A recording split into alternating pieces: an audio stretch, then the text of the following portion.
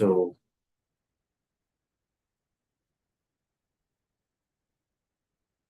just give me a few seconds for us. Once I get the host, then we can start it. Okay. Have everyone is fresh and very good morning.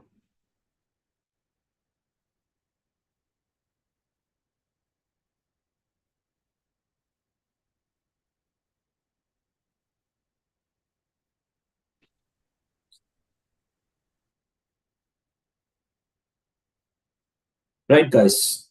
So last class we practiced questions, right? So I gave you a mock paper. So I told that we are going to revise all our F4 questions or law questions through this paper. Okay. And also I'll be sharing another law paper in meanwhile. So what will happen is we are going to discuss exam mode of questions, and we are going to revise our F4 lessons, because it's always good to practice F4 questions because it's theoretical. So whenever you answer the question, so you understand how examiner is going to test from these areas, how he is thinking to give you a question from this particular area. Okay. So when it comes to law, uh, unfortunately, we have to remember most of the stuffs. Okay. So how to remember? Don't memorize things. Remembering is something else. Memorizing is something else. So what happens is when you memorize, you tend to forget it. Okay. Just give me a moment.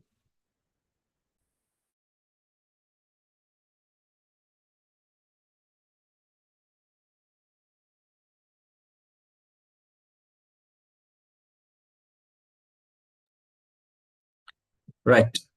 So apologies for that. I'm getting too many calls today. So it is important for us to practice more questions. So I hope you will have the Kaplan exam kits or whatever the other supporting materials exam kits. Get some questions from other backgrounds. I'll also try to look more questions for you all. Okay. So start practicing all those questions because it is essential for you to remember things. Okay. To remember things, when you practice with questions from those particular areas, it will teach you more things. And more importantly, certain things you will understand little firm only when you do questions, because theory will teach you some part of the knowledge. Okay. So when you practice questions, it will teach you something else to you, how you are going to implement your theory if a given scenario is this. Okay. Right. So let's start with this. So let's start. I mean, yes, last week I think we discussed around 25 questions. So let's start from this 25th question and we'll complete this paper today.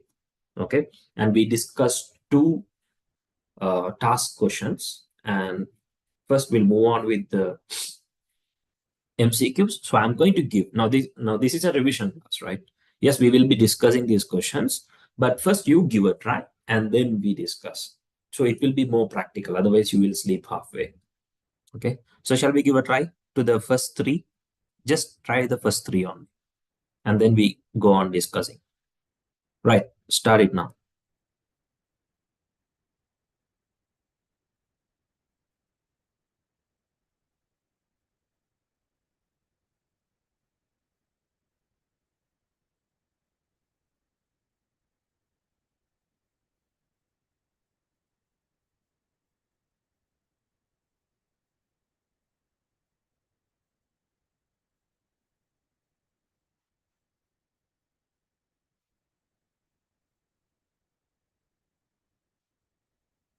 Guys, I need answers from everyone. Okay, we need suggestions. We need to discuss.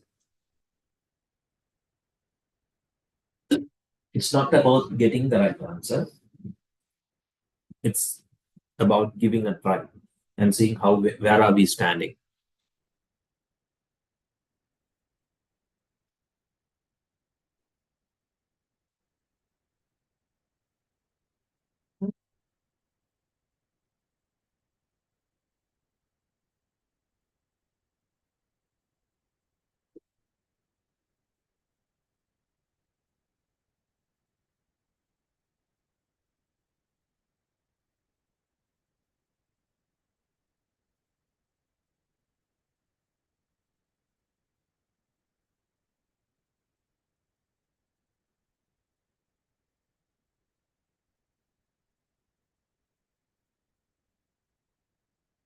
I hope everyone is practicing.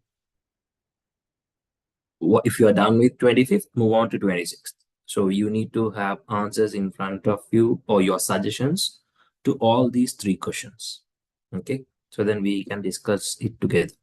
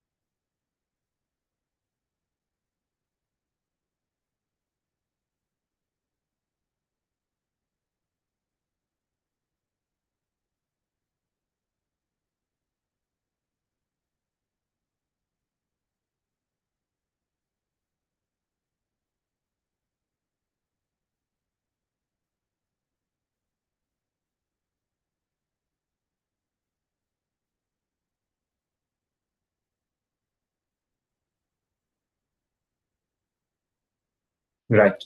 Let's discuss. So in a company with more than one member, what is the quorum for a class meeting? So in company, more than one member, what is the situation that you have to go for a class meeting? Right. First option is that two person who hold at least a third of the nominal value of the shares in the class. Then the second option is three persons who hold at least a half nominal value of the shares. Five persons who hold at least three quarter of the nominal value of the shares. Right. Guys, in order to have a class meeting, you need two persons who hold at least you need two person who hold at least third nominal value of the shares in the class. Okay, so that is the minimum requirement. Okay, I hope everyone got correct. That's pretty much straightforward question. So you will get some straightforward questions as this as well. Right. And another straightforward question is also given. Where a compulsory liquidation, the next question, where a compulsory liquidation order has been granted, which of the following is true? So they are asking for the correct statement. So the first thing is, if there is a voluntary, or not a voluntary, sorry, if there is a compulsory liquidation, okay, the first option they have given to us is an insolvency practitioner is appointed as a liquidator. Is that the case? Is that true?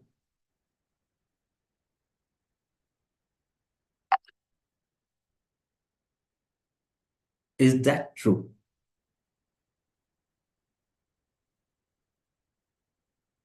No, it is false. Very good. All employees are automatically dismissed.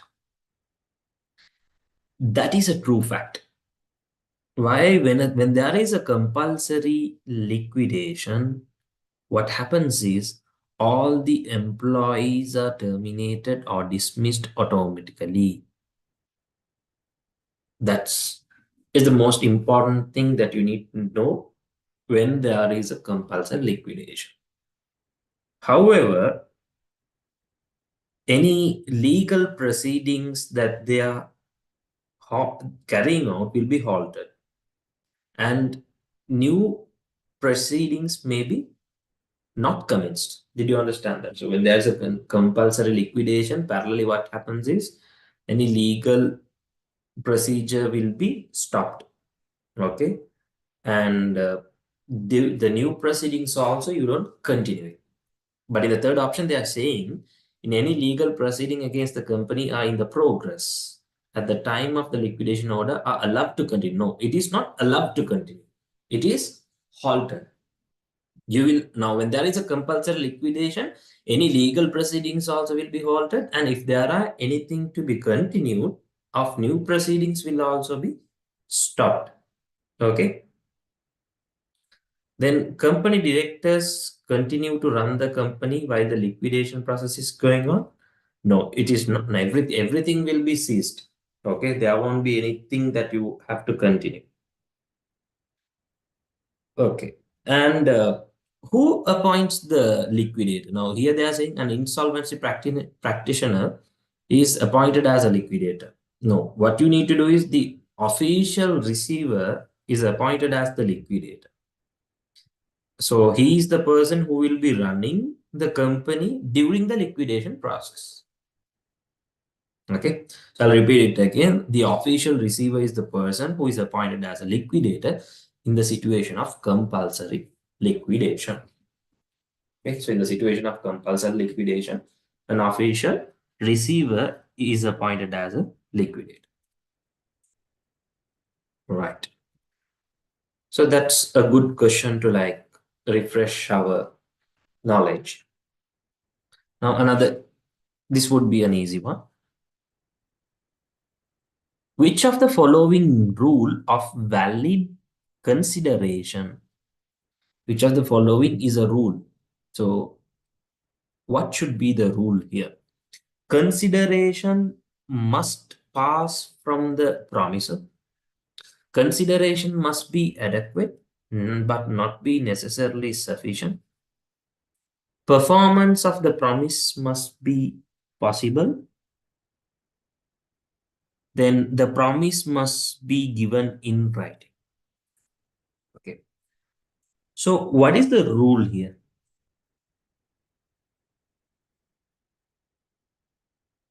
What should be the rule?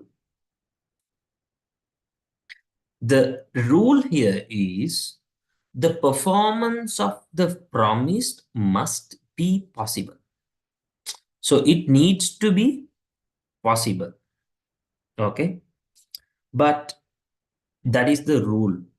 Also, they are telling that consideration must be adequate, but not necessarily sufficient. No, it should be other way around, right? The consideration must be sufficient, but not necessarily to be adequate. If it is changes, then that's a correct answer. That rule would be correct. Because a consideration is always needs to be sufficient. It's not must be adequate. Okay, so they have written these two terms in on a changed base. Okay. Then also you don't want to have to give anything in writing. It is not must to give the promise in writing. Okay. So it won't be the answers, and consideration must pass from the promisor is also not a rule. So ultimate rule is the performance of the promise must be a possible thing. Okay, or in other terms you can also say it's a sufficient thing. Okay, so are we good to go with these questions now? You getting the idea? Okay, so we are just refreshing our thoughts and saying, okay, do I remember these things, or is this the way I understood these stuffs? Okay, right. So shall we try the next three, and then we are going to discuss it together.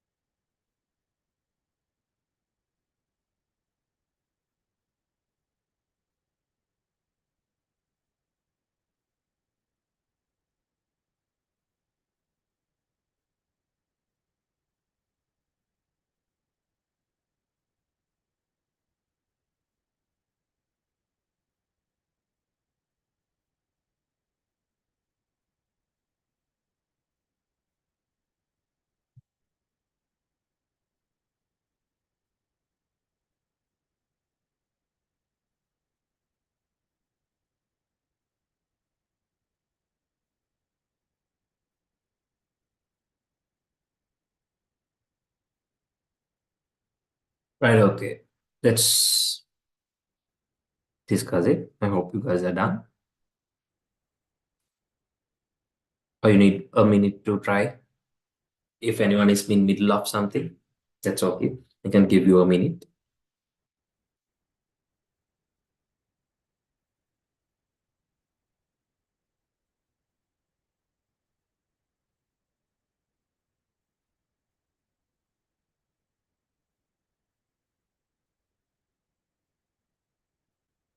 Right. The 28th one. Which of the following is the final court of appeal for number of Commonwealth countries?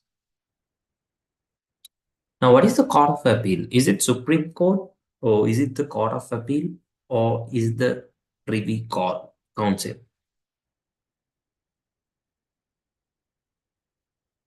It is the Privy Council. Okay. Uh, just take this note. I think that would be little meaningful for you. Okay. So what happens is the Judicial Committee of the Privy Council. Okay. So is the final court is the final court of appeal for number of Commonwealth countries.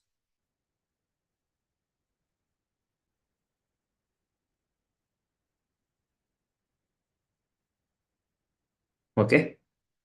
So what happens there is, and also uh, there are decisions. Okay. So there are decisions. Let me give a comment on that. The decisions have a persuasive,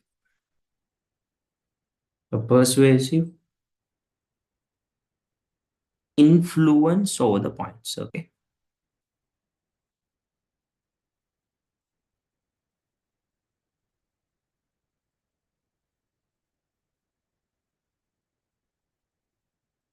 Okay.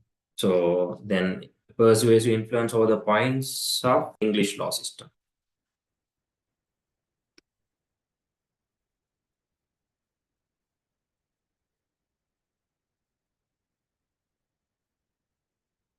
Right. So this note will give you some additional understanding about the private court. Okay. So what happened is the Judicial Committee of the Privy Council is the final court of appeal for number of Commonwealth countries. So their decision is having a persuasive effect on the points of English law system. So this is something that you need to like be aware of. Okay. So that sometimes some other questions comes from this area could be answered through this, but simple understanding. Okay. Next one. Which of the following is a right? Which of the following is a right of a shareholder of a debenture that is secured by a fixed charge? Okay. So what happens when you are having a debenture holder, okay, and you are secured by a fixed charge? So what happens when you are having a fixed charge with this? So does debenture holders have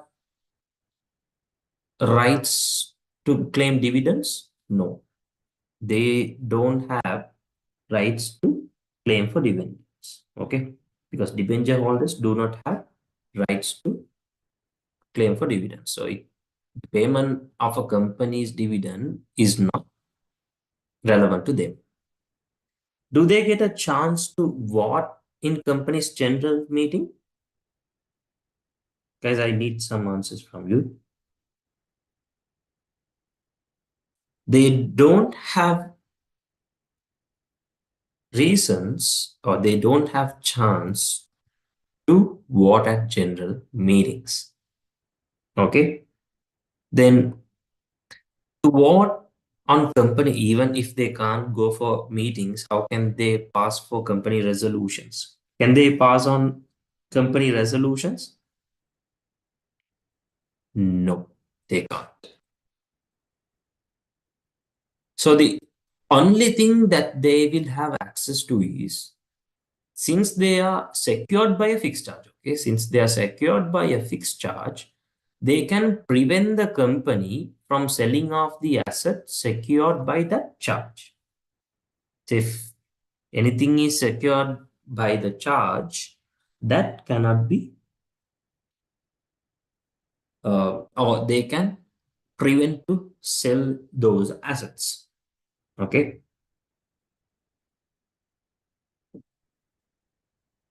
right. That you can understand from the points itself. The rights of a dependent shareholder. Right. The 30th one. Which of the following statement is concerning with the consumer rights of Act 2015 is not correct? So which seems the others are correct. A term that restricts consumers' legal rights is void. Now, is that true?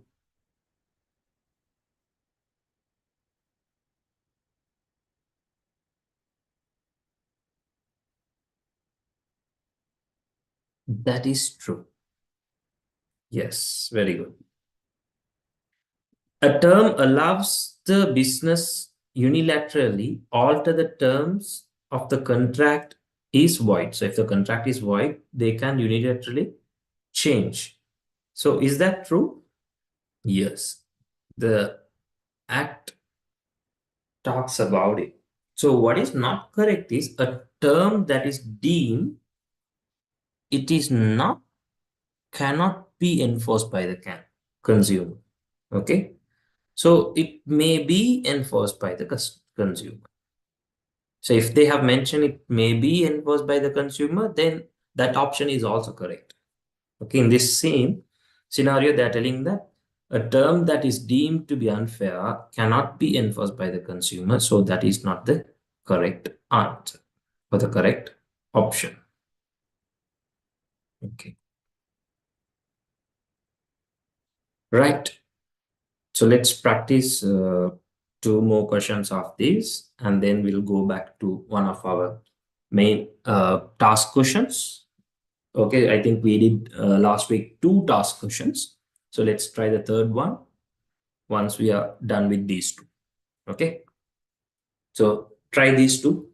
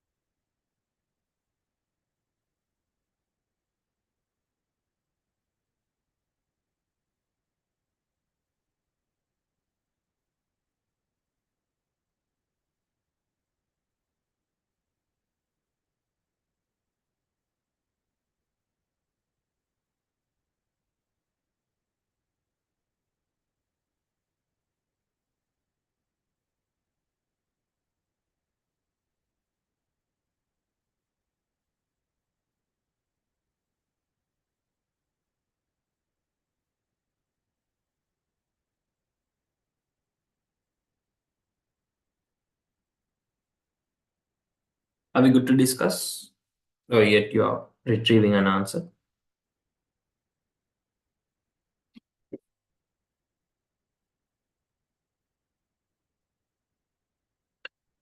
Right. The question 31st.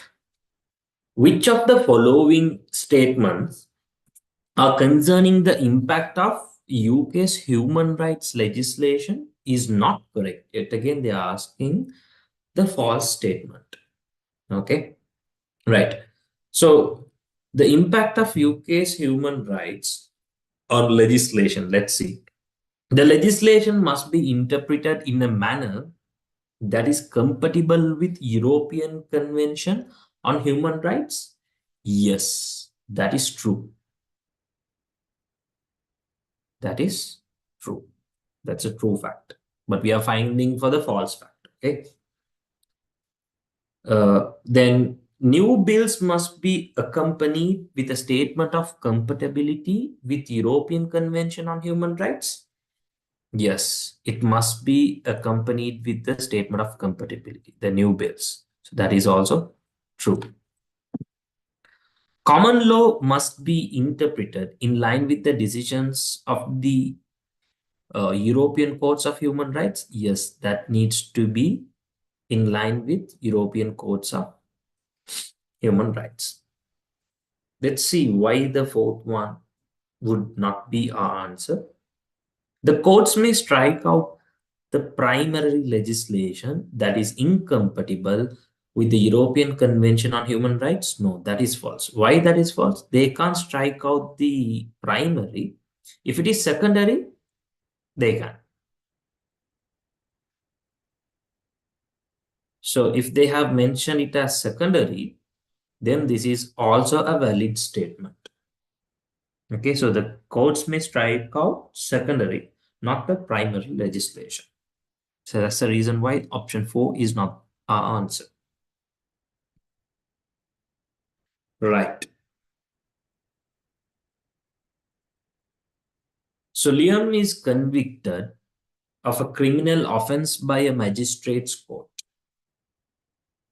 If Liam has grounds to appeal, which court will this course, sorry, which court will the case move to next? To which court you will move the case? From criminal offense. You're convicted through a criminal offense by a magistrate court. So from a magistrate court, where you will move? Are you moving to the Crown Court, High Court, Court of Appeal, or Supreme Court?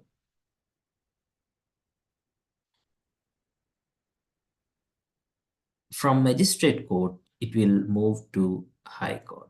That's a direct one. Okay. Right.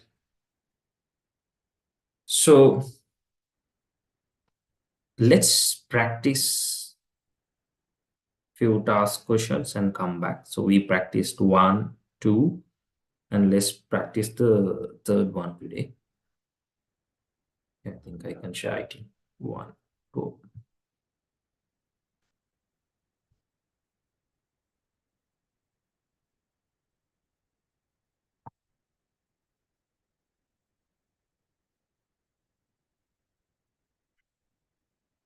Yeah. So this is the question. Take 10 minutes. I want everyone to try. 10 minutes is given. So 10 minutes is enough to read this scenario and to read these and answer these questions and read everything. Okay, so let's start. I'll be discussing in 10 minutes. Okay, so you have to derive the answers with a reason. Start is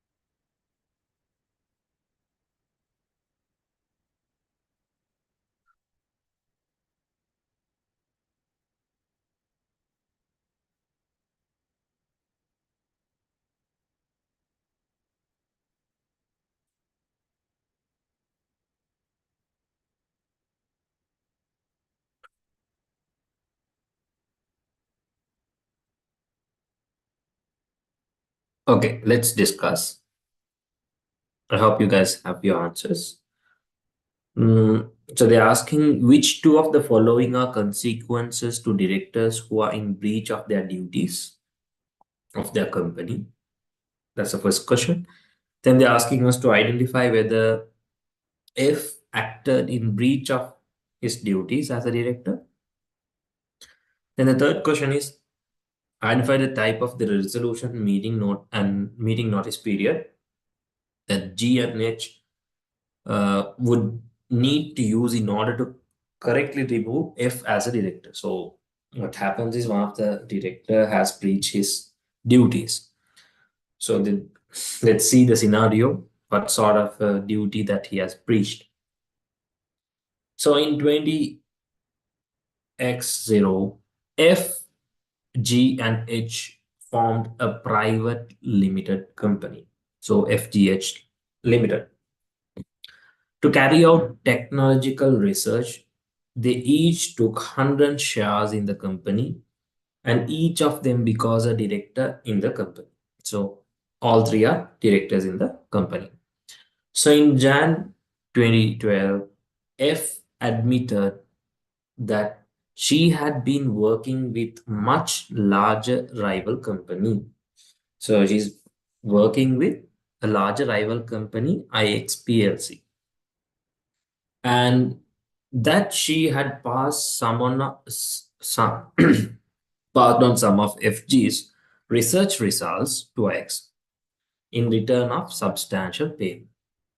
So what happens? She is giving our company's details to the competitors, and also she is receiving a substantial payment for that. So that is the breach. F maintains that she has done no harm as FGH was not capable of using the information. So she is claiming that she has not done any harm by supplying companies information, since the information which is available is not useful.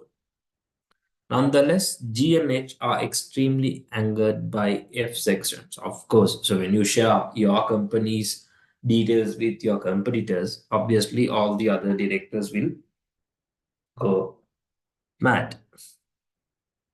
So the question is, which two of the following are the consequences to directors who are in breach of their duties? Payment of a fine to the company,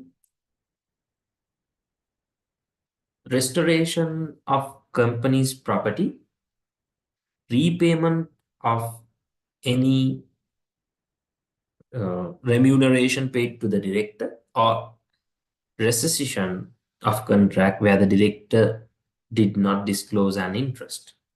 So what are the two consequences? Means they're asking for two things. Anyways, they have mentioned it. Two consequences to directors who are in breach of their duties. So what should be the option? The first thing is he need to restore the company's property. Okay. And also the rescission of the contract. And also the rescission of the contract are the consequences for the directors who are in breach. And also, what are the consequences? What are the other consequences for the directors who are in breach?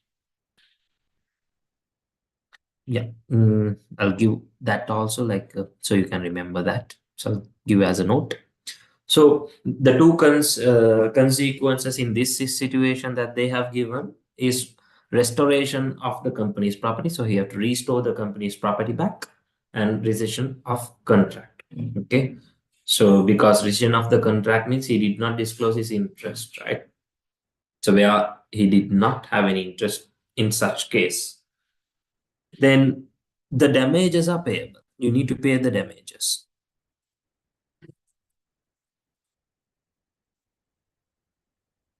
The damages are payable to the company for the loss. Okay. So I would say damages are payable. And also any repayment of any profits made by the director. So you have to repay any profits.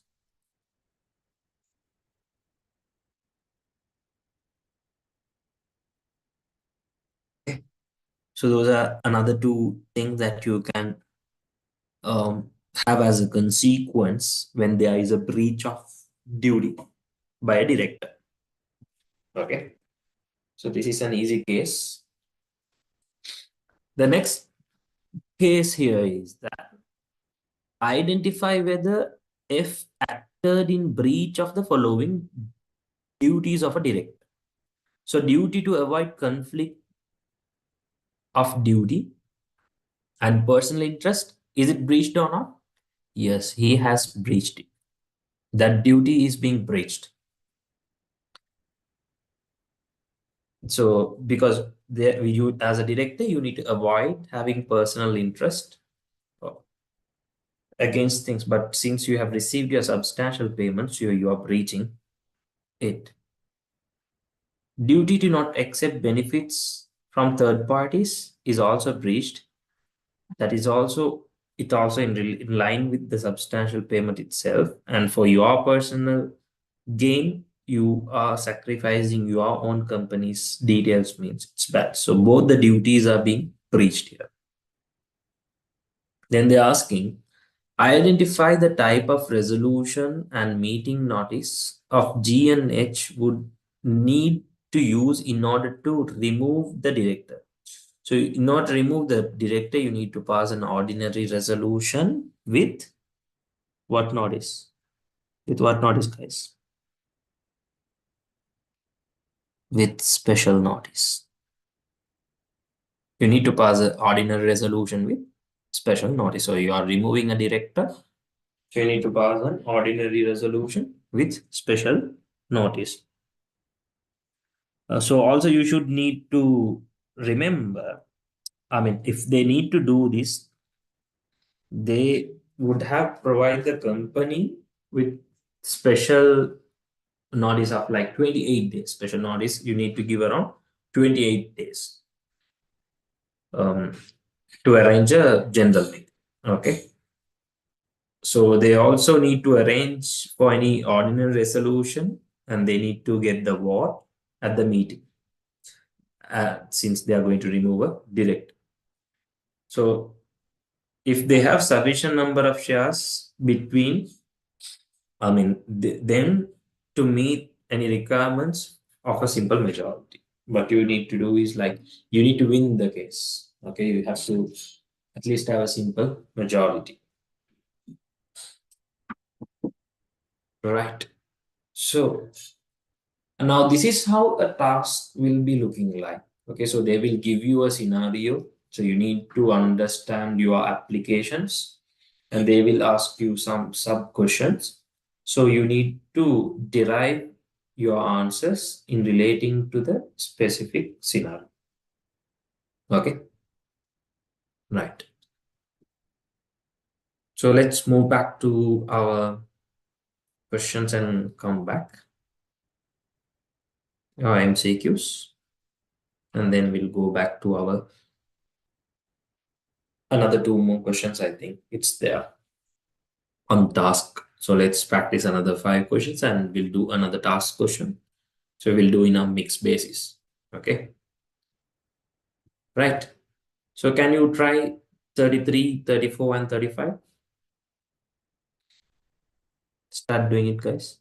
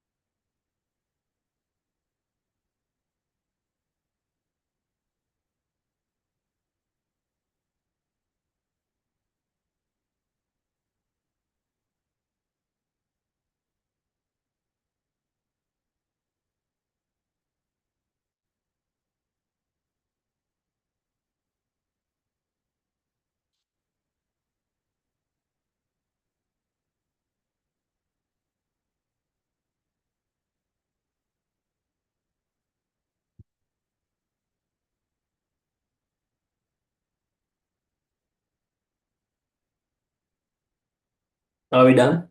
I can give you 1 more minute.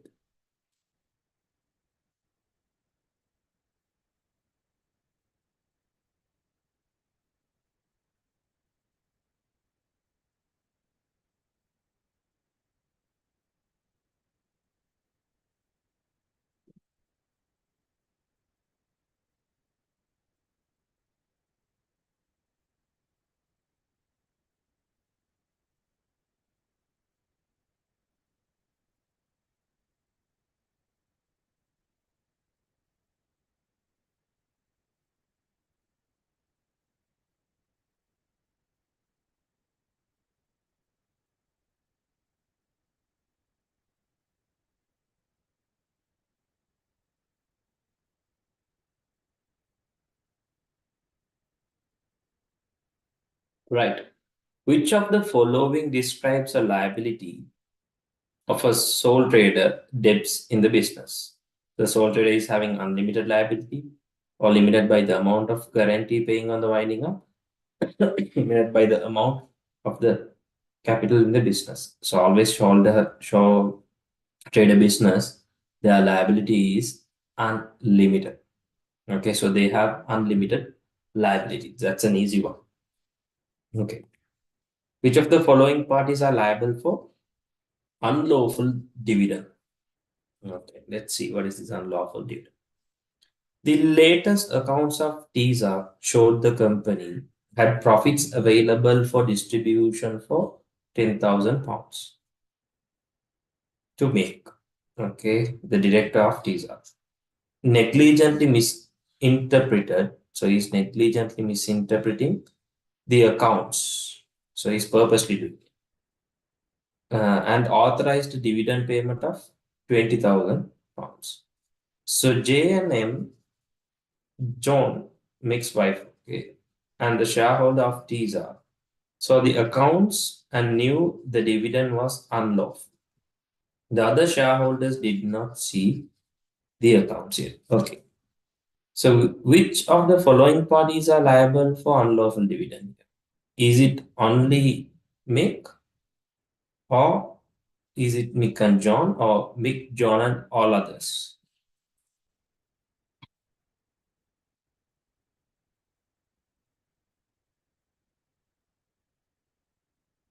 What should be the answer? Both Mick and John is liable because they have seen the accounts. Others have not. So if others have not, then how they can be charged? Okay. So that's one thing. And the other thing is now for an unlawful dividend, the directors who are misinterpreting the accounts will be liable. Okay.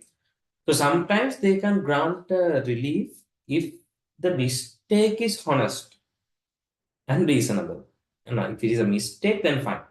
But in this case, this misinterpretation is due to the negligence.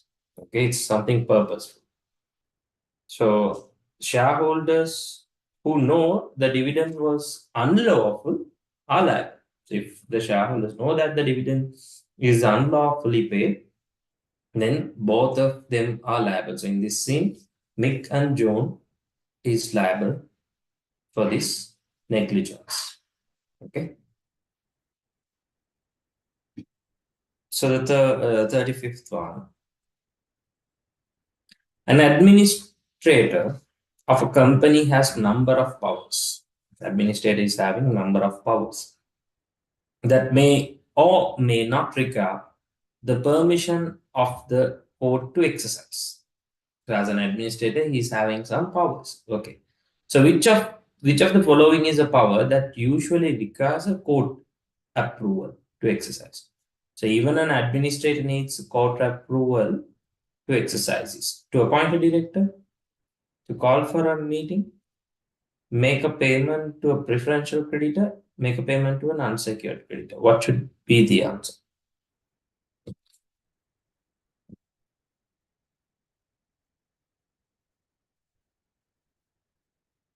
An administrator requires court approval to exercise for if he is making any payment to the unsecured creditors.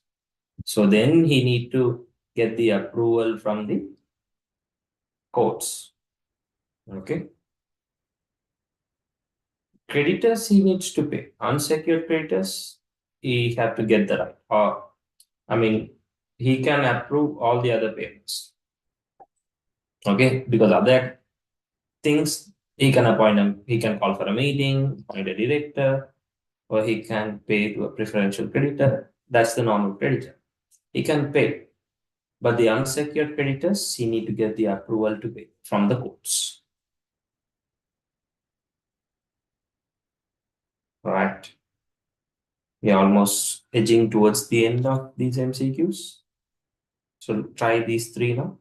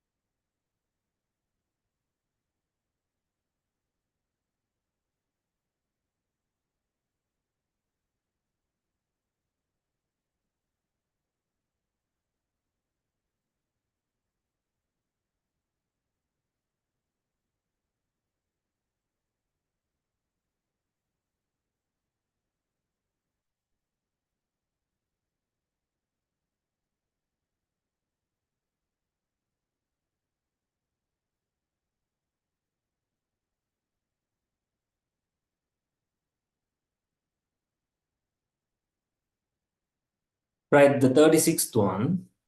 Which two offenses has LT committed? So LT is an accountant who works at T, a company owned by SP. LT has advised scheme where T can illegally disguise certain revenues, so the company's tax charge is reduced. So it's a tax evasion, right? So any tax that scheme saves is paid as dividend to SP. Okay. So what are the two offenses that he has committed? One is money laundering. Yes, money laundering and failing to report. Exactly. Because the money laundering in this case is a criminal offense because he's having a tax evasion. and is also liable to failing to report this. So both the offenses he is committing. Good. Which two of the following are statutory rights of an Ian's employer owes him? Okay, employer owes to employee. Ian has recently become a father, so he's becoming a father for the first time. So he's becoming a father for the first time. So what are the statutory rights that he is having? Right to statutory paternity leave and pay a maximum of 2 weeks, right to change in his terms of employment to allow flexible working, right to unpaid paternity of leave up to 18 weeks until his child is aging 18, the right to protection from redundancy until the child's first birthday. No. So the first thing is when you become a father for the first time, the company will give you a paternity leave maximum of 2 weeks for a dad. Okay. And also he can go on unpaid leave maximum up to 18 weeks until the child is getting the age of 18. Okay. So that is those are the two rights that a father will receive. Okay. So, so he has the right to apply for like flexible working, but sometimes it does not have to be granted. No, it is not a right of the employer to give him. But at the modern company practice, now modern days, people are working from home. Okay. So at this moment, some flexible working hours is also could be arranged. Okay. So in your exam, if there is a situation where an employee can flexible enough to work from home, and if the business operations are disturbed, then that is also a right to be given. Okay. So that can be an amendment to this question. Because what is law? Law means providing justice to everyone. So if there are some reasons that you can fairly produce, now for an instance, during COVID, most of the people was reporting from home. Okay, so still business operations was fluctuating. So what has happened as a result of that? Business have moved to do their proceedings on a hybrid basis.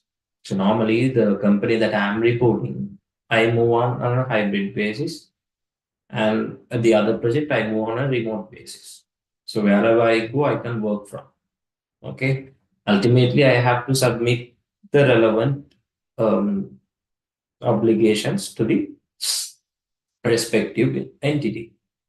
So it depends on the entities. Now, sometimes if it is a government organization, then you can't because you need to typically go to the workplace and work.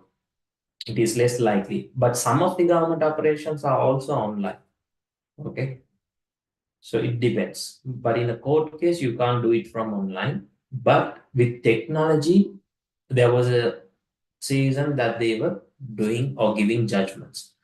But it depends on your country and your country's infrastructure and how they are facilitating.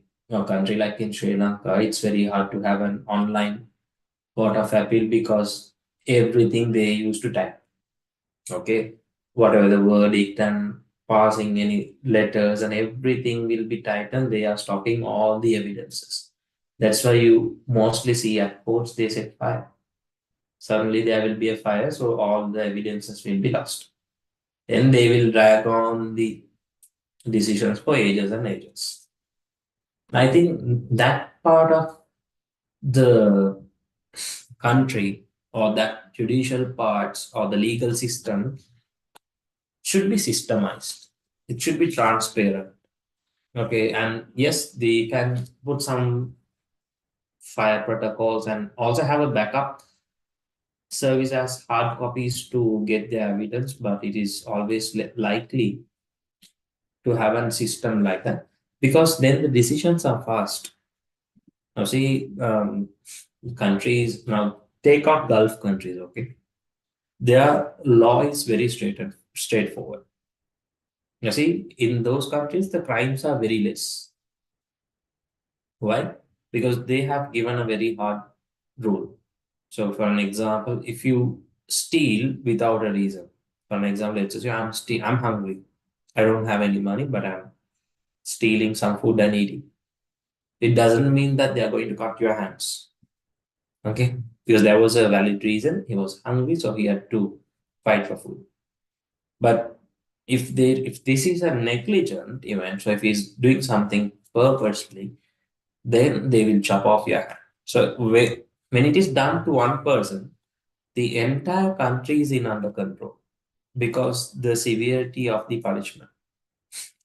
Okay, so it depends. They have other protocols also to do it.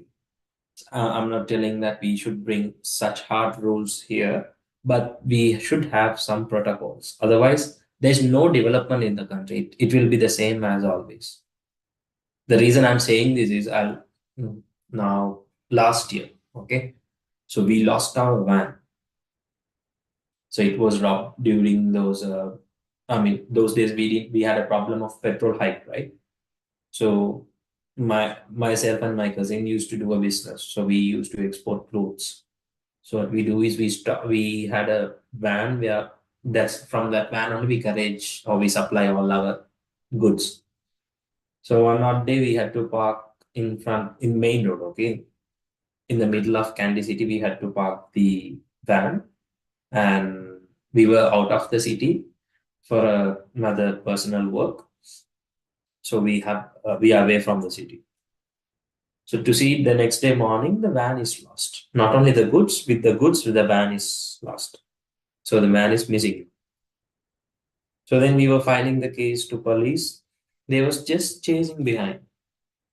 They didn't show any fast steps to find the vehicle as quick as possible. It took. I mean, actually, we found the vehicle because we had to give post and we have to chase up with people and we were talking to relevant authorities or some other individuals, things like that. So we were chasing up our vehicle. So within 5 days, we received our vehicle because what has happened is now that was a hot news sometime back in October last year because these guys have robbed tires and liquors from all these shops. Okay, so they had to be shot by the police and get the van and the thieves to see how police have shot them, but still having the shot, they have not shot properly. There was around 7 bullets all over the van.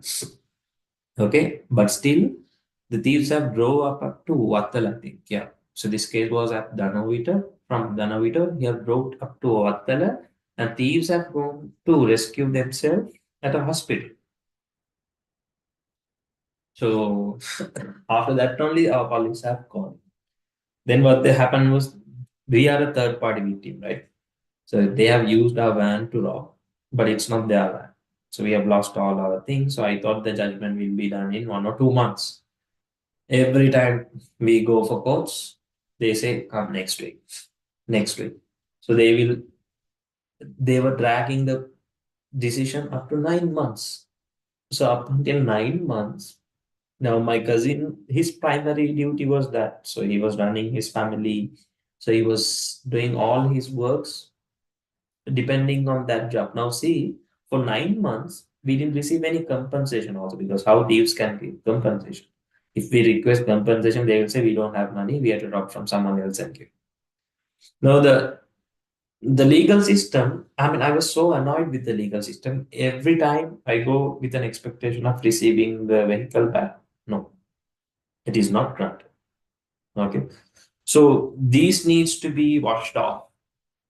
I'm just talking about certain things, but there are some things that we need to be really need a change. So these are things that we need to change. Okay. This case maximum of 2 to 3 months, that's okay. That's fine. We couldn't have some valid reasons, but even that is too long. And there was a case in the courts which is going for 18 years now. So what happens is one judge comes and he passes the resolution or the judgment to the other judge. So he do the investigation from first. Sometimes he get a transfer. So when he get a transfer, it keeps on moving like that. I don't know when they are going to find the right legal system. Right. Which of the following um, will the registrar of companies hold on a company's file? So registrar will hold only what? Certificate of incorporation. So when it comes to ordinary resolutions, not all ordinary resolutions are submitted to the registrar. Only the main, like removal, admission, those stuffs only will be submitted to registrar. And minutes of board meeting is not necessary to a registrar. He doesn't want your board meetings to be seen. Okay. So it is not relevant to him. The files that is holded by the registrar is certificate of incorporation. Right. Can we try these three?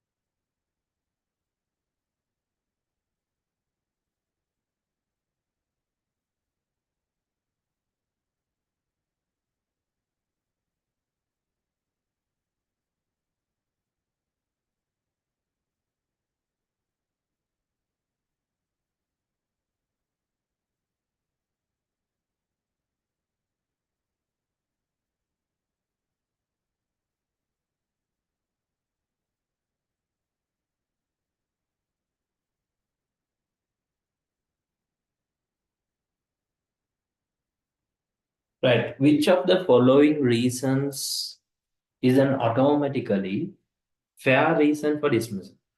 So if your employee is getting pregnant, is it fair to dismiss? No, it is not. Taking part in an unofficial industrial action by an employee? Yes. So if you are taking in an unofficial industrial action, then it is a fair reason for dismissing that employee. Capability of an employee. So having the capability of an employee, you can't dismiss. If he's having the capability to work, he have to. So this will be an automatically fair reason for the dismissal. So which two of the following are elements of company's constitution? So what are the two elements? That's easy. It is articles of association and company's resolutions are the two elements of company's constitution. Okay. So which two of the following are criminal offenses? These are some easy questions. Which two of the following are criminal offenses that directors of a company may commit as a consequence of their company being insolvent? So acting as a director while disqualified, making a false declaration of solvency, wrongful trading, and abuse position. So, which of two are the criminal offenses? The criminal offenses would be making a false declaration on the solvency and if you are trading wrongfully. Okay,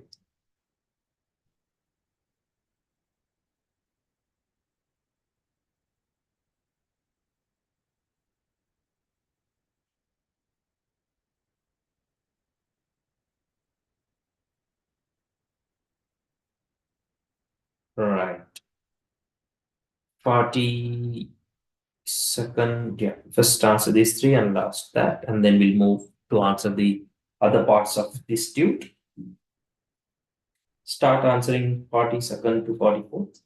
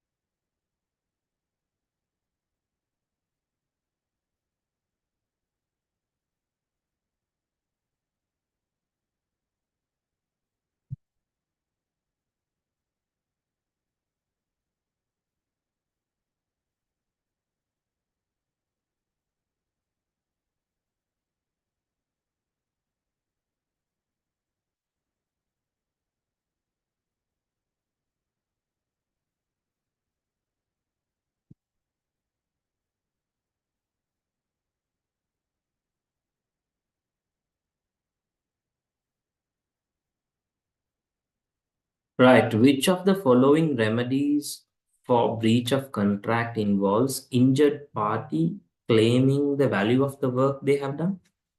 What is that? So value of the work they have done is quantum merit. So the injured party claims the value of the work done. That is what is known as quantum merit.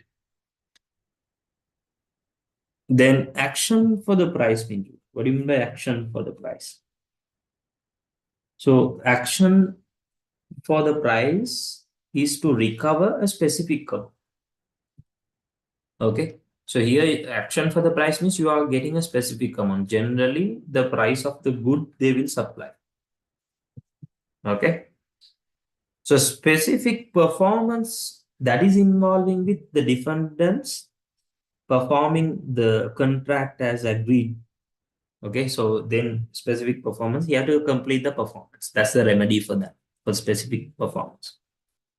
So if it is rescission, that is involving with reversing the things. Okay, what has happened to all the parties that needs to be returned to the pre-contract as their status quo. What they have agreed previously, that you have to come back to the initial agreement. 43rd one. So in relation to contract law, which of the following statements in relation to acceptance and offer is correct? This is right. Acceptance may be indicated by a person's silence. Acceptance must be made verbally. No, it is not. Acceptance may be inferred from person's actions. Yes. From a person's action, it may be inferred, isn't it? If your silence, is it indicated? No. If your silence, that is not an offer. So which of the following parties are owed duty of care by an accountant in respect of accounts they have produced? Which of the following parties are owed the duty of care by an accountant in respect of the accounts they have produced? So the client only, the client and the person relying on the accounts, the client and any person that the accountant knows will rely on accounts, or the client and the public at large. So which of the following parties are owed a duty of care? So the client needs to be owed a duty of care, and any person that accountant knows that they will rely his accounts. So then they will be owed a duty. So any person relying accounts generally will not, because they will be using for something else. But accountant knows he is preparing this specific information for these shareholders or these stakes. Then those guys are owed a duty of care. So the last question. Which two of the following contracts will intention to create legal relations to be presumed? A contract between a man and his brother in relation to the transfer of the property between them, a contract between two friends for one to wash the other's car. Now they're asking the intention to create legal relations, right?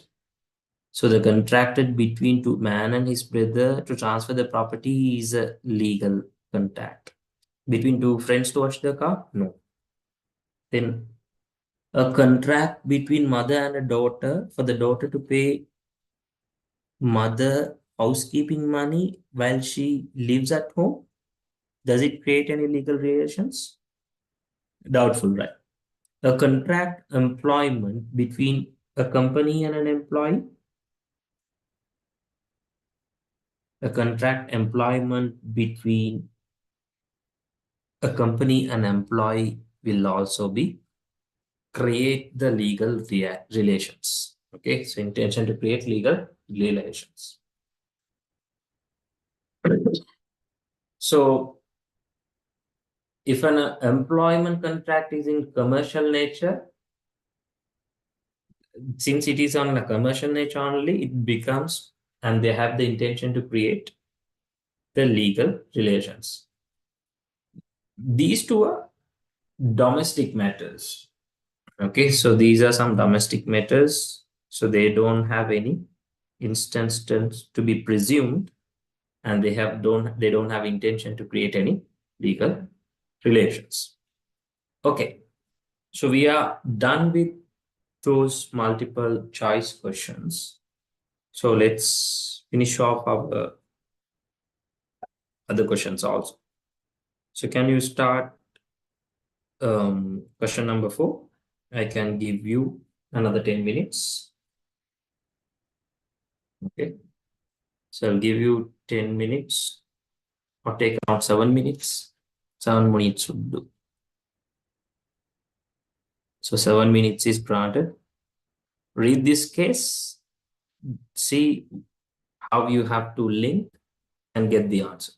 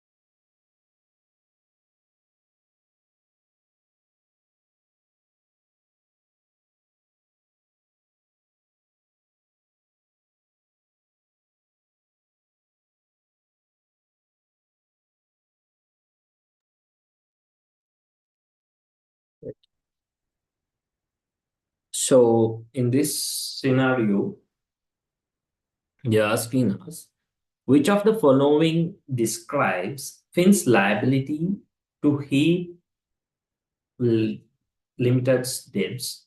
And they're asking us some true or false questions. Let's see. Okay, let's see the scenario first. 2 years ago, Finn inherited some money and decided to invest the money in company shares. At the time, he heard that H Limited was badly in need of additional capital. The directors had decided that the only way to raise the needed money was to offer fully paid up £1 share or to new members at a discount price of 60 cents per share. Finn thought that the offer was good to miss and he subscribed for the offer was too good to miss, okay? And he subscribed and paid for 20,000 new shares on this basis. However, has H Limited has since gone into insolvent liquidation, owing a considerable sum of money to unsecured creditors. So, with the remaining money of his investment, Finn subscribed 10,000 shares in IPLC, although they were nominally at £1 per share. He was required to pay £2 each share he subscribed for. The shares are currently trading at 2.5. Okay. So, which of the following describes Finn's liability for LH company? So, he's jointly liable for all the company debts with the shareholders, with the other shareholders. No liability because he has already paid for his shares in full. Liable in full for £8,000 per share, £8,000, or liable up to £8,000 depending on the amount H Limited owes. So, what would be the answer? What is the situation here? What should be the what was the options that you got, guys?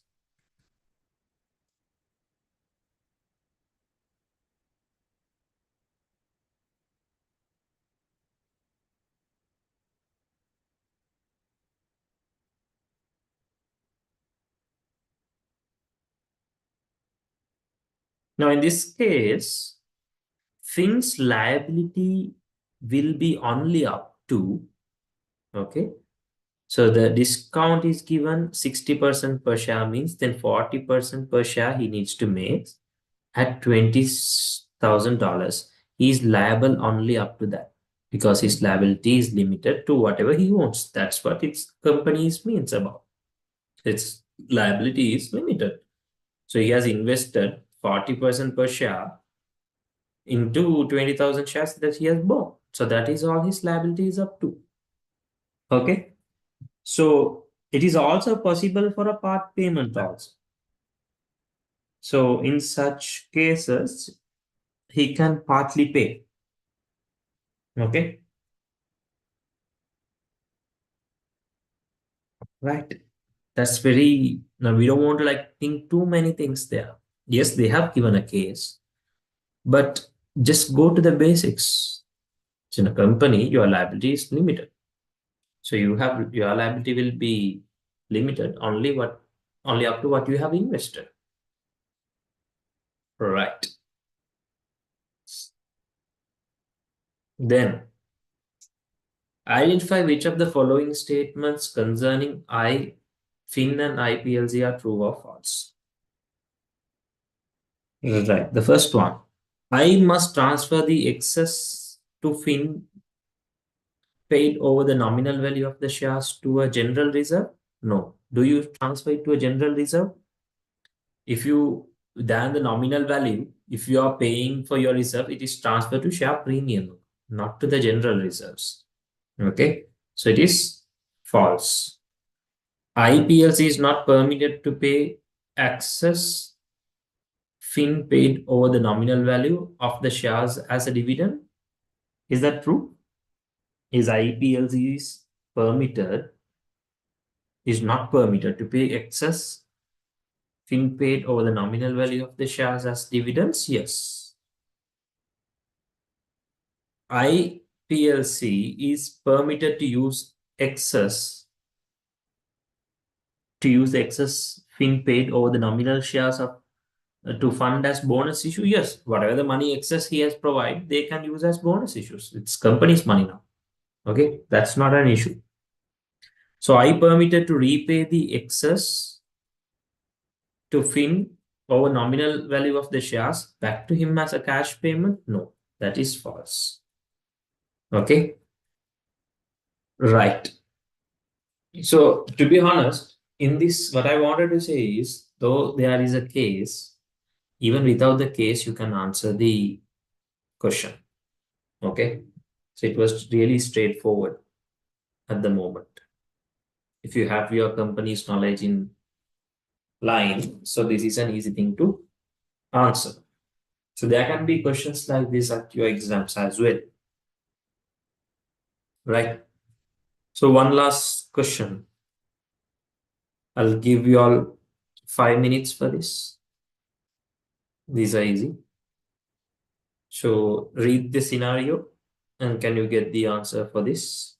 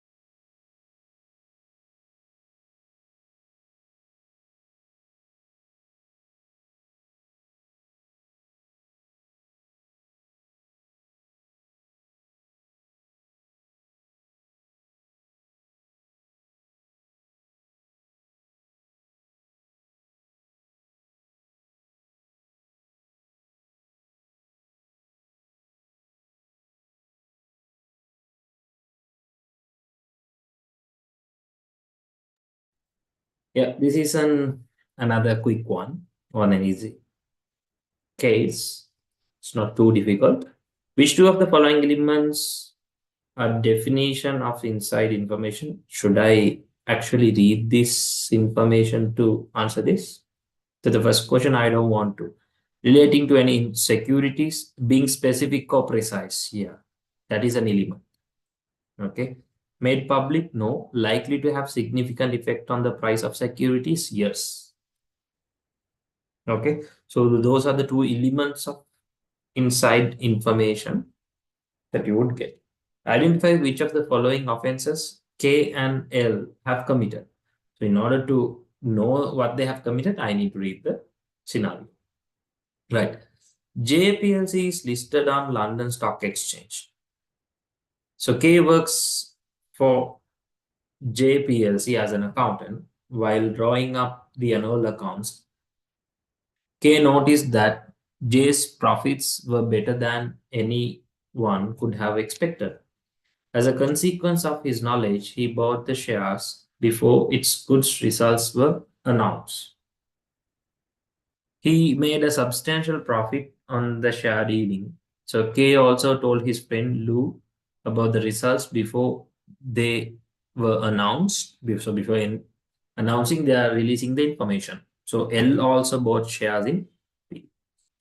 So identify what are the offenses that K is having. So K is KIP. So KIP is having trading use inside information and encouraging another to deal. He's having both. So he's complying both the offenses. So how about Lou? Lou is only getting the inside information to trade. Okay. So that's the offense that Lou is contributing to this case. Okay. So that's the complete discussion of this mock paper. Okay. So let me share another mock paper to you. I'll share it in the group. I can share it here.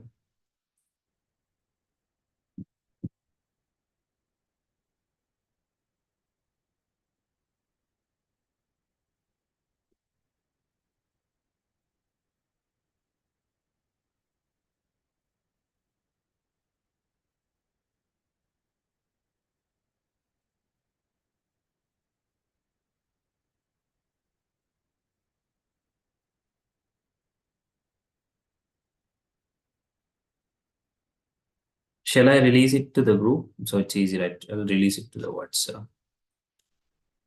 WhatsApp group.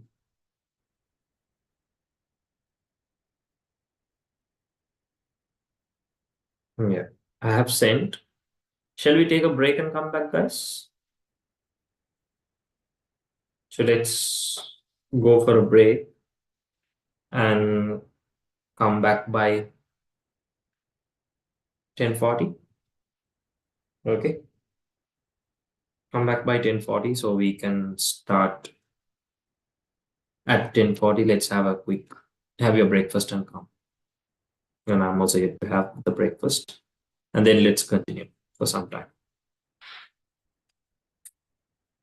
Yeah, so this is what we'll be starting in at 10:40. Okay, guys, let's have a break.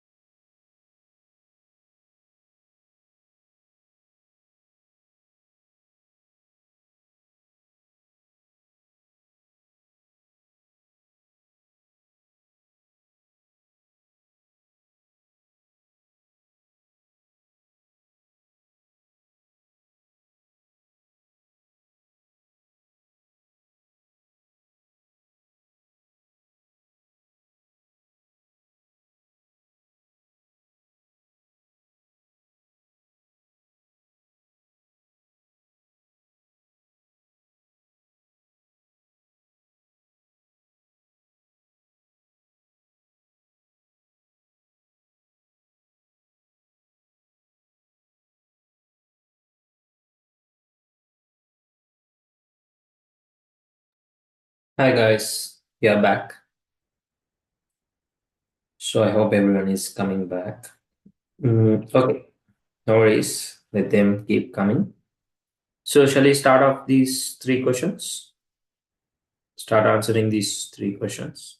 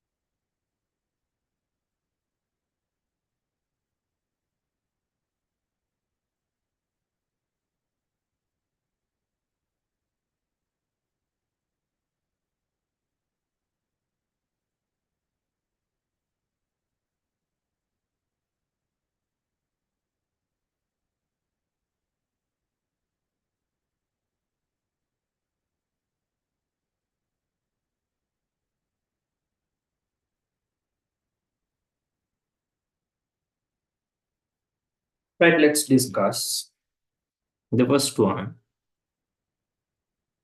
In the case of being heard under civil law, which of the following is the injured party?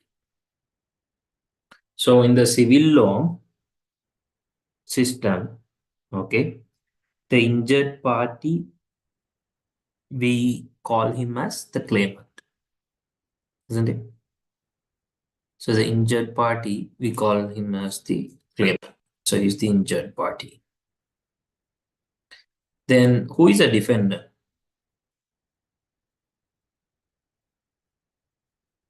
Who is a defendant? He's the person for whom he's bringing the case against, right? Okay. So I can say case is being brought against.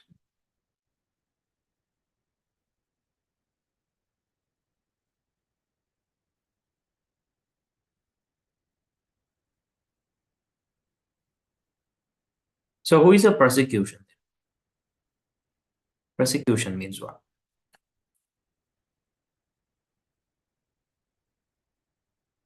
So he is the party who is bringing the case under the criminal law.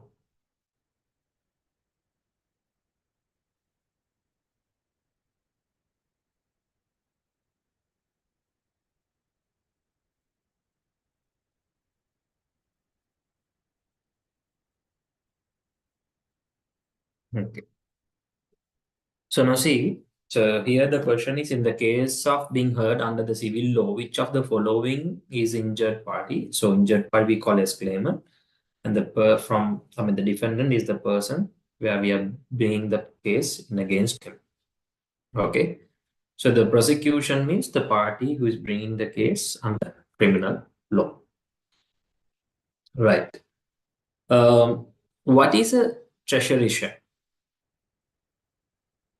What is a treasury share, guys? They have given the definition here.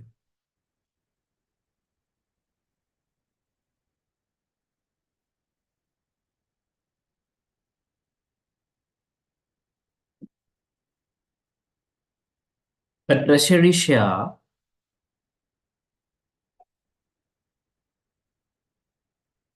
A treasury share is a share created when a company purchases its own shares from their cash or distributable profit. So if a company is purchasing any shares back, okay, from their cash or their distributable profit, we call it as treasury share. Okay. So then what are the other types here? A share issued on terms that it may be brought back by the company at a future date. What type of a share is that? Those are redeemable shares.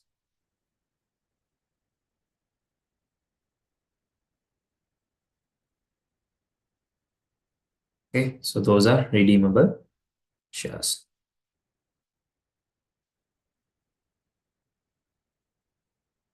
Then, sorry guys, a share offered to members to purchase pro rata to the existing holding. So what are those? Those are right issues.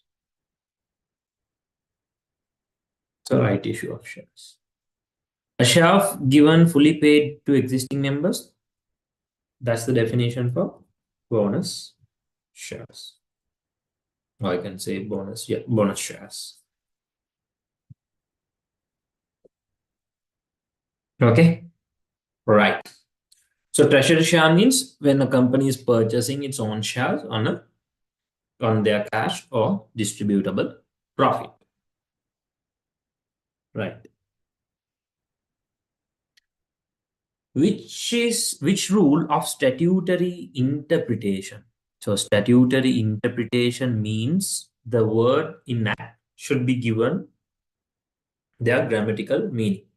So what rule gives the grammatical meaning? So the grammatical meaning is given through literal rule. So this is what gives the grammatical meaning.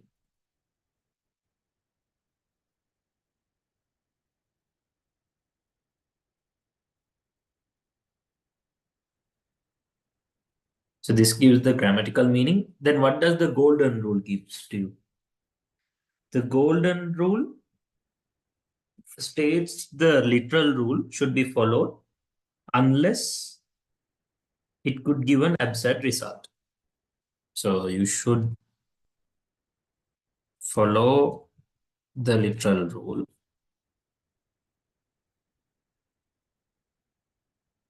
unless it gives an absurdity. Okay, it's absurd.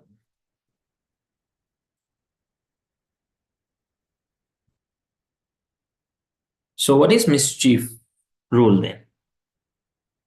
So mischief rule is something that that states the judge should consider what mischief act was intended to prevent.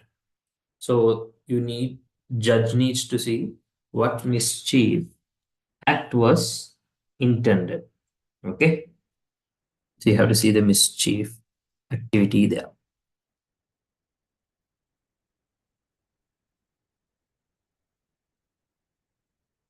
Right. Can you try these two now?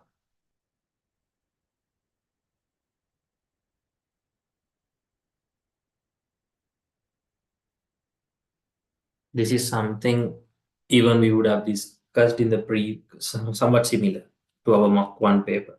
This question.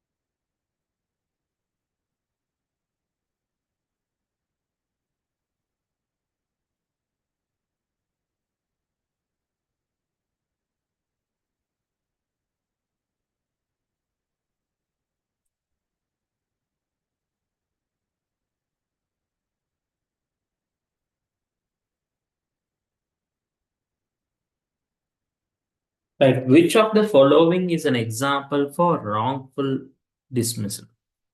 Dismissal with sufficient notice, dismissal on the ground, sorry, dismissal with insufficient notice, dismissal on grounds of trade union membership, the repudiation of an essential term of the employment contract by the employer, resulting in the resignation of the employee. Dismissals on grounds of pregnancy. So, which is an example of wrong dismissal, guys?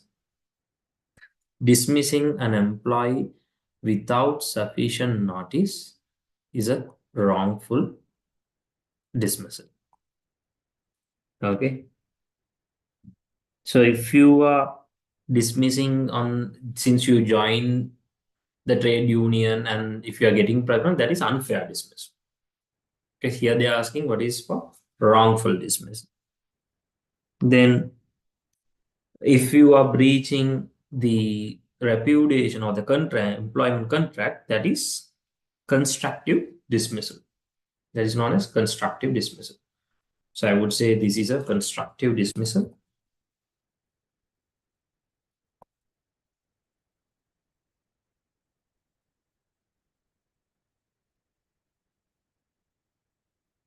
This is unfair. And this is also unfair dismissal.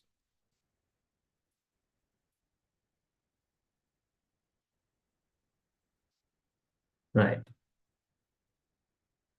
H is the CEO of B Limited in a company with one of B Limited suppliers. H states that every um, is now an agent of B.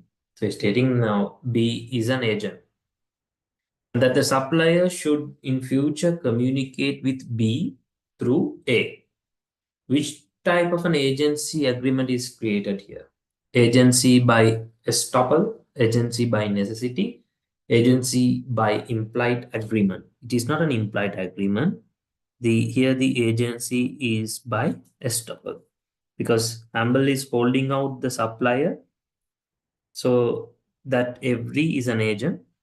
Therefore, an agency by estoppel has been created here. Okay. So now the supplier has to be reached through every. So it is agency by estoppel. That's an easy one. Sixth one and seventh one. Let's discuss together. An employment contract can be in which of the following forms? Written, oral, or written or oral? It can be in both. An contract can be in both. Which of the following describes the liability of partners who retire from an unlimited partnership? Okay. So liable for partnership debts only up to until the date of retirement. Liable for partnership debts incurred before and after retirement. Liability for debts until all creditors of the firm have been notified their requirement. So what should be the answer?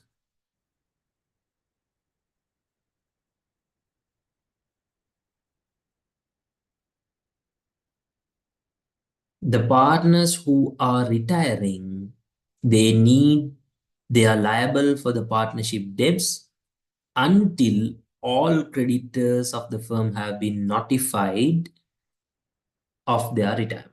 So they are liable up until this situation. Okay, right. Can you try these three? Take 2 minutes and try this.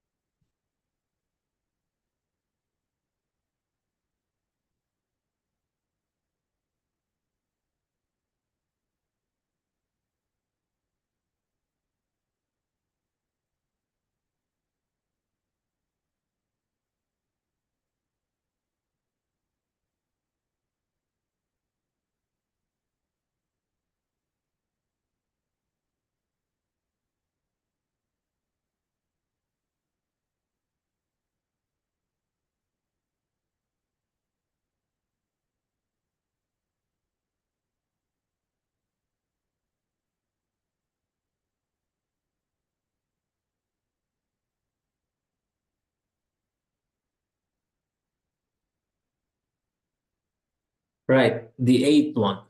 A liquidation committee is involved in which of the following insolvency procedures? A liquidation committee. So you are forming a liquidation committee. So which of the insolvency procedures they are with? Members voluntary or creditors voluntary, compulsory liquidation or administration. When you commit a liquidation committee, they are responsible for creditors voluntary liquidation. Eighth one. George is a director of two companies that operate in the same industry, Z and B. So he's the director which is operating the same industry. So B and both Z and B Limited have recently tendered the same contract with Jane. Okay. Only one of the company will be awarded the contract. What is the statutory duty of director is in breach of? Acting within powers, exercising independent judgment, not accepting benefits from third parties, avoiding conflicts of interest. So he is not avoiding conflict of interest. That is the breach he is taken up. Because George has a conflict of interest because both the companies want to win the contract, but only one will be successful. Okay, so he's being the director of one. So he's in breach of avoiding conflicts of interest. Okay. So the next thing is, which of the following is not a test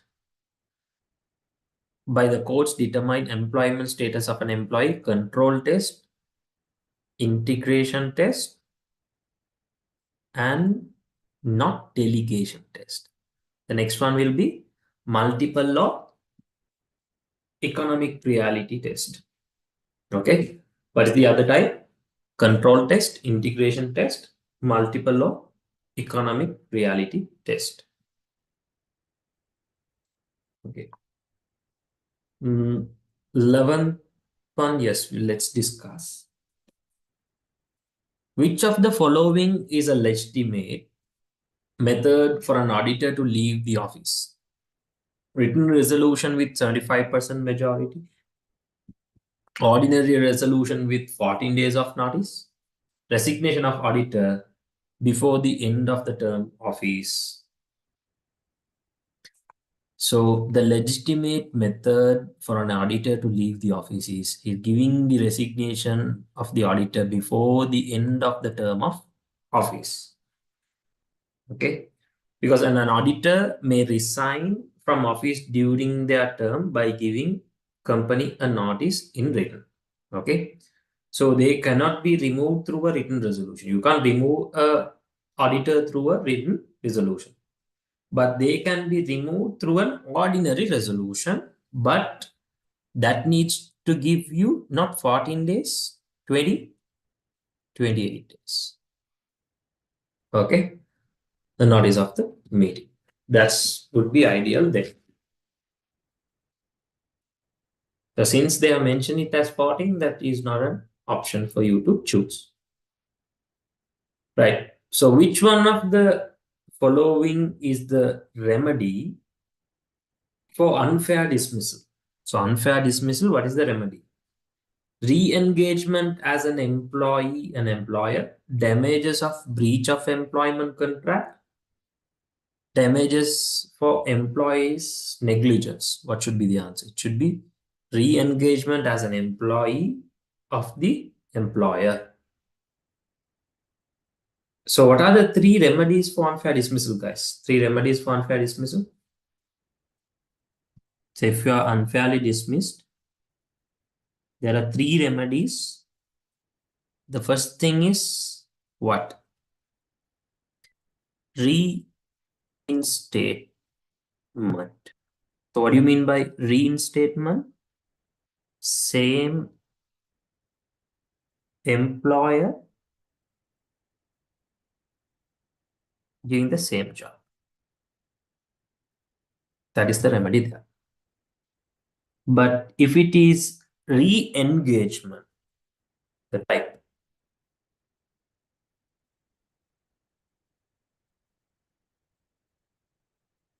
If it is re-engagement, you need to give same employer, okay, but different job.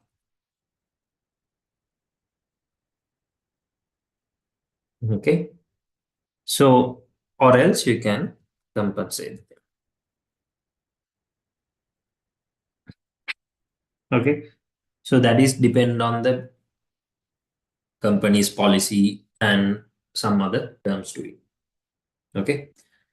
So when if you are an employee who is unfairly dismissed, so these are the remedies to you. They should either reinstate same employer or same job, or re-engagement, same employer, but you're going to give a different role now.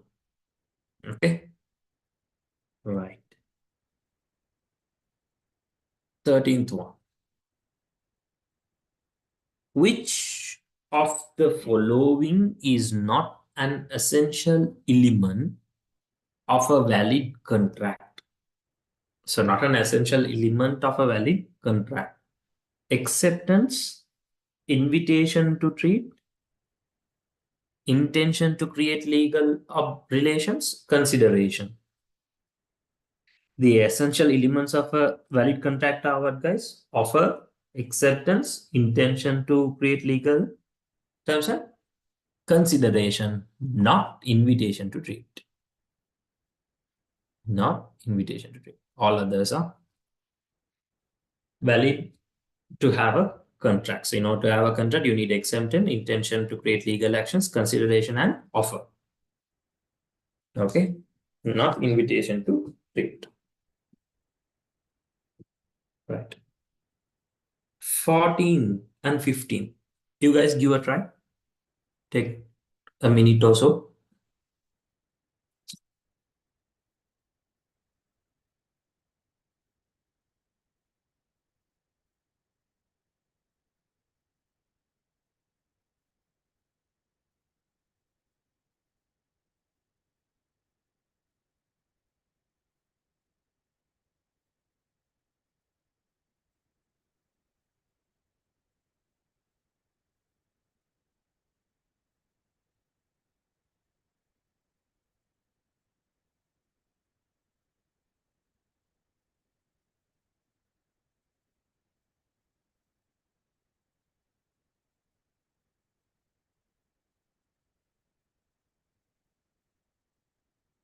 Right. The 14th one. Which of the following is the name given to something that induces the formation of a contract but does not become a term of the contract?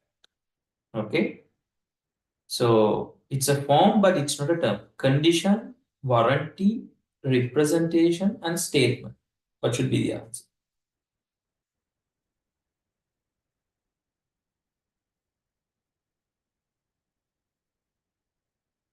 It is representation, right? Because representation is something that induces a contract but does not becoming the term of the contract. It's not the term of the contract. Okay, but condition and warranties are contractual terms. Then the statement that may be a term or representation. It may be a term or representation. Okay.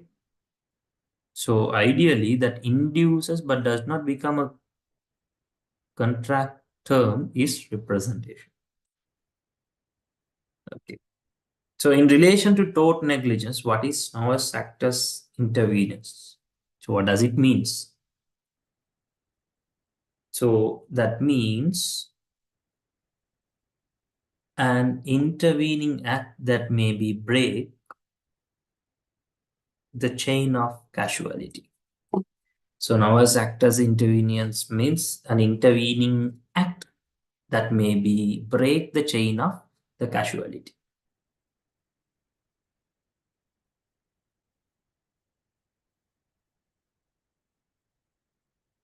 Right. So let's move to some task questions and come back.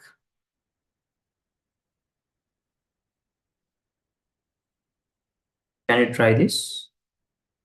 Take 5 minutes, 5 or 6 minutes. 6 minutes is given. Read this and get the answer for this.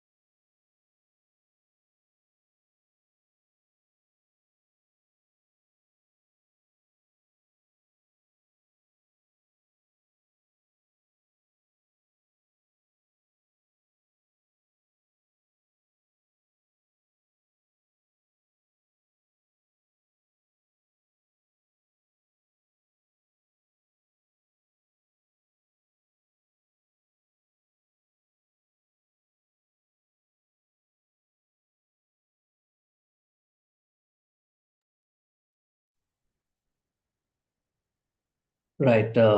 Let's see. The first question in this scenario is that which of the following statements concerning Ali's advertisements is correct? Then identify the reasons why the following parties do not have a binding contract with A. Okay. So Ali is a dealer in Persian rugs and placed an advertisement in his local paper stating once in a lifetime opportunity to own a handmade Persian antique rug only 4,500 pounds, and she's telling it is cash only. So this is a serious offer. The rug will go to the first person who accepts it. Offer valid for 1 day only, and today is Saturday. Okay. So the first question is relating to that part, right? So as the first question is, the advert is an invitation to treat. The advert is an offer, or the advert is an invitation to tender, or the advert is a sales puff. What do you all think, guys? What should be the answer?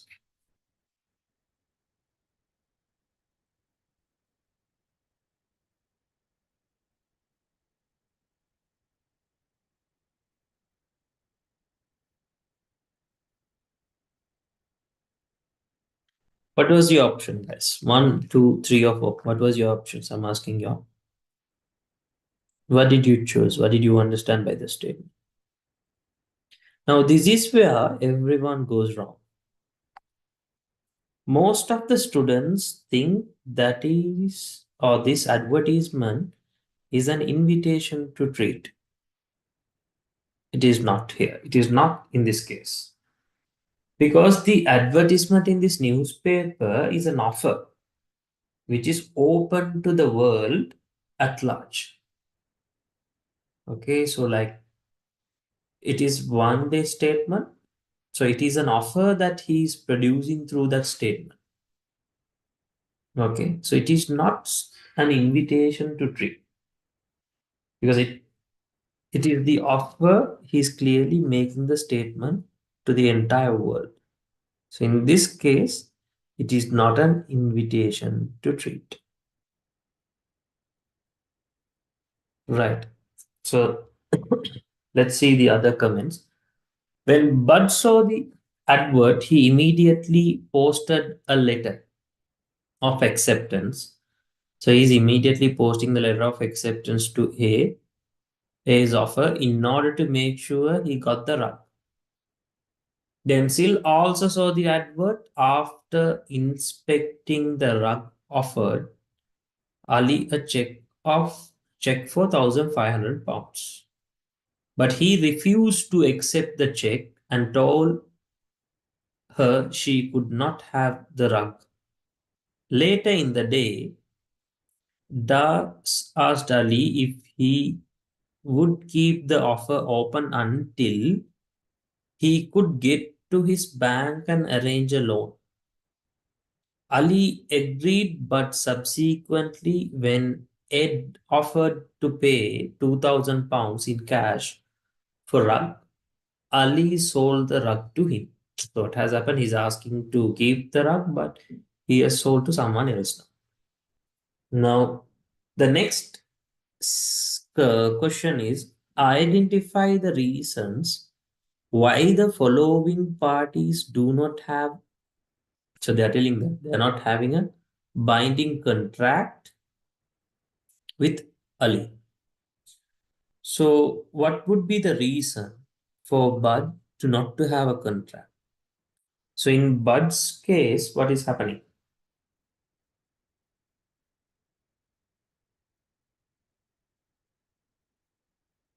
Now in Bud's case, he's telling it is open only on, or the acceptance is only, you can make it on only on Saturday, right? Only on Saturday. But in this case, this statement is not going to get accepted. Why? So he's stating that the offer is for Saturday. So it is very fair to say that the use of the post is outside his his rule, right? So the here the postal rule does not applies. Okay. So the contract with Ali, his attempt to accept the offer uses an unacceptable method. So that is an unacceptable method because he immediately posted a letter of Ali's offer in order to make sure he got the rug. So he's clearly saying that it is only available for today. Okay, so by posting it, it won't get accepted, right? So because we don't know when he will receive the post. Okay, this is not an open invitation. So this is an offer itself. So since it is an offer itself, the day he posts his willingness to buy or his contract for Ali to get the rug is not valid in this scenario, according to this case.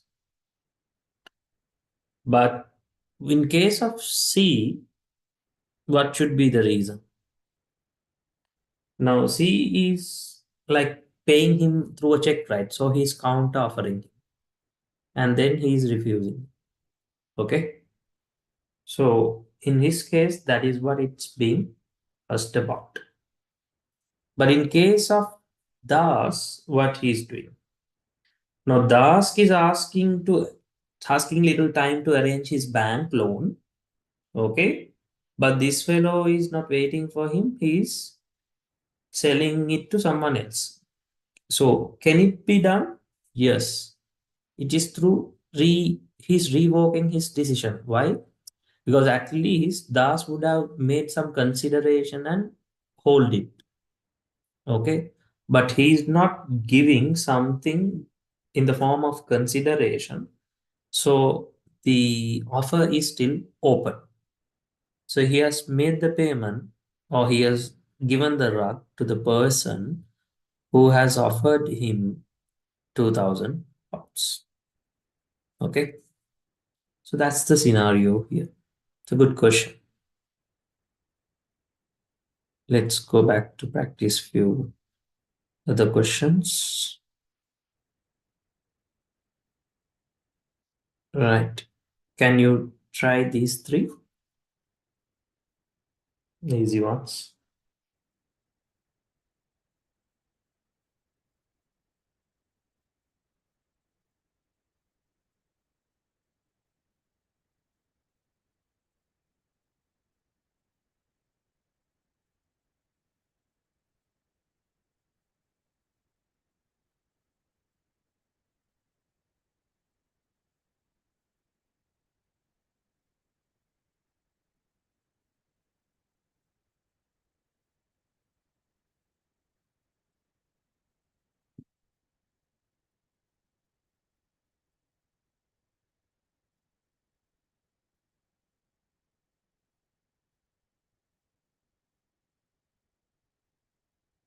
Which type of legal wrong is passing off? Classified as passing off is a tort. Okay. A legal wrong. It's passing off means it's a type of tort. Okay. This is easy. The QBD is a part of which of the following codes? QBD is a part of High Court. In the in the English civil law system, the decision which of the following courts may be appealed directly to the Supreme Court. So directly to the Supreme Court, High Court can apply directly to the Supreme Court in the civil law system. But generally, who makes the appeals to the Supreme Court? The Court of Appeal. So the Court of Appeal generally makes the appeal to the Supreme. So Court of Appeal is not an option here. But however, an appeal also can be made by the High Court through what? A leapfrog procedure. We call that as LEAP, leapfrog procedure. So the High Court also, through a leapfrog procedure, can appeal to Supreme Court. Right. Try 19th and 20th one.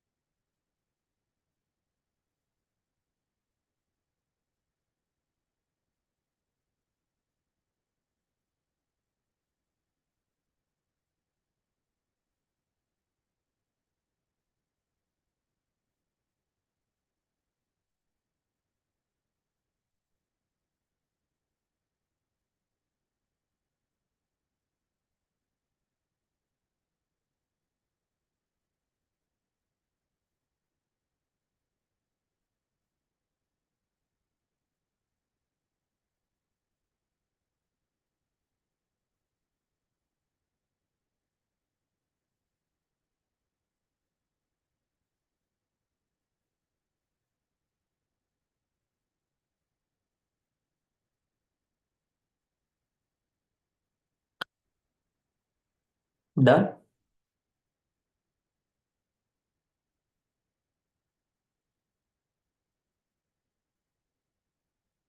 So G has a contract to supply J with a computer on 31st March 2011.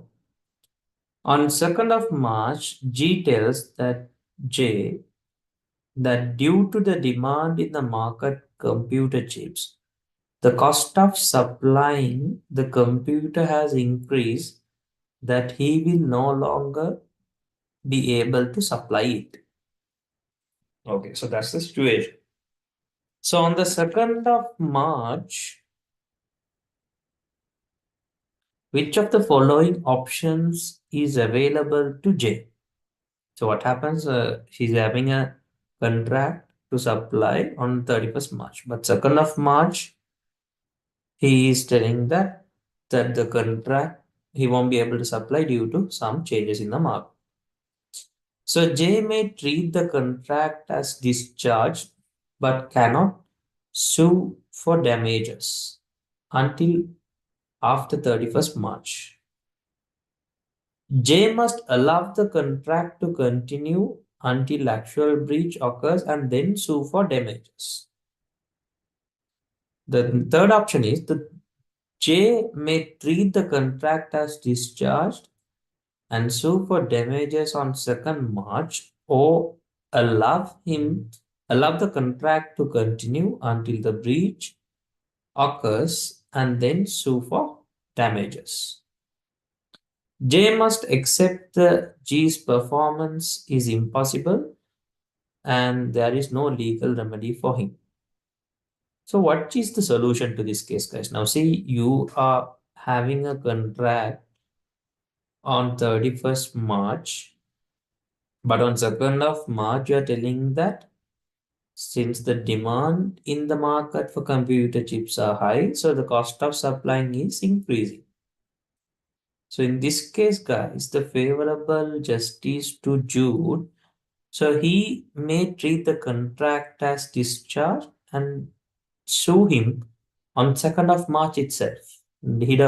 Or he can also allow until the actual breach occurs and sue for damages. Okay. So he got both the ability to walk to favor him because anyways he is into the contract. So you can't suddenly come and breach the contract.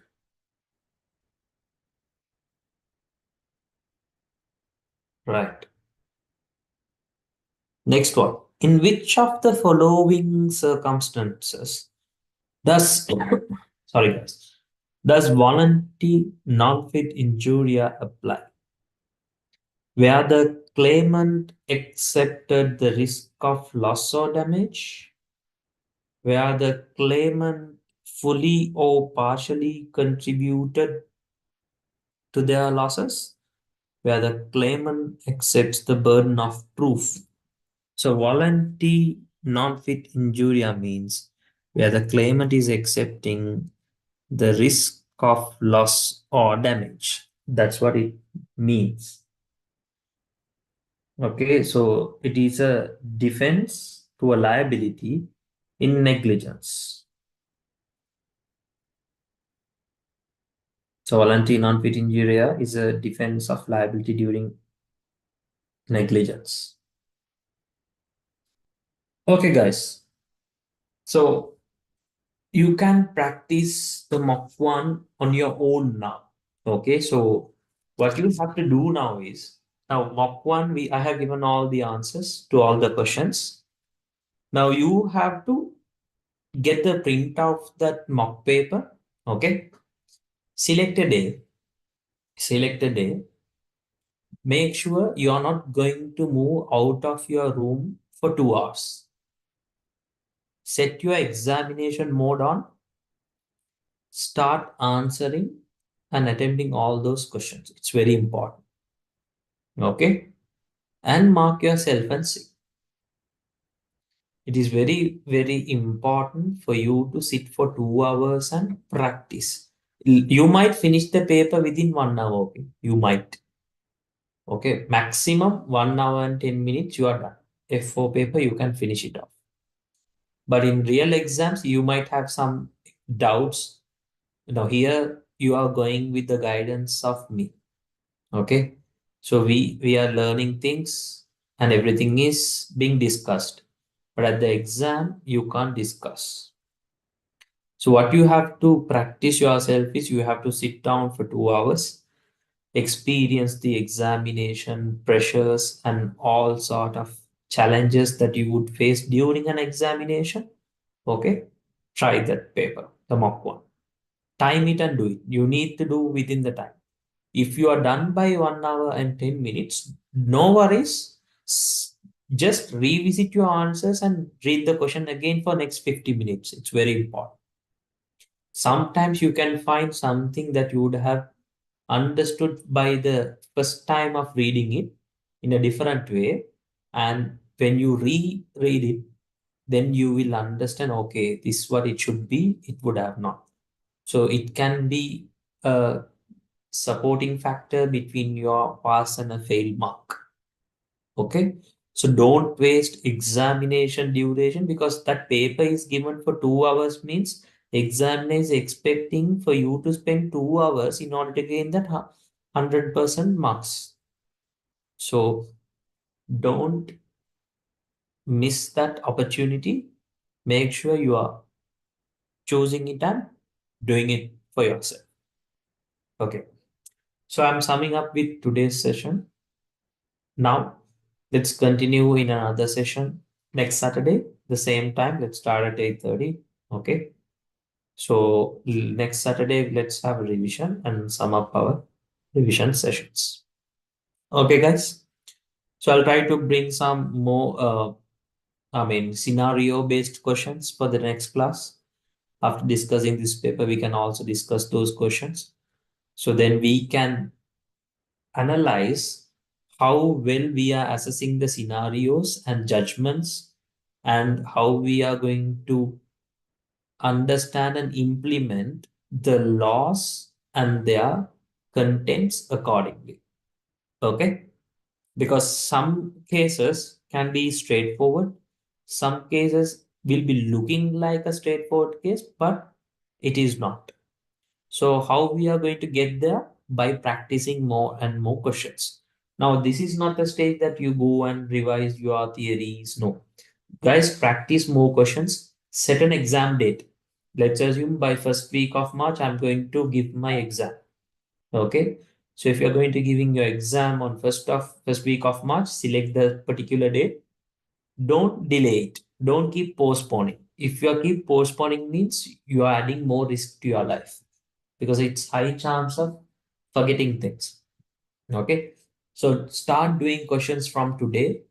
Keep yourself practicing with questions. I hope everyone is having the Kaplan exam kit. So you got number of questions there. Okay. So you can try those questions and try the mock papers I have given you all. So it will give you more confidence. With that confidence itself, give the exam. Okay. So that's it from me, peeps, for today. So let's meet in another session. And till then, have a good day then. Bye, guys.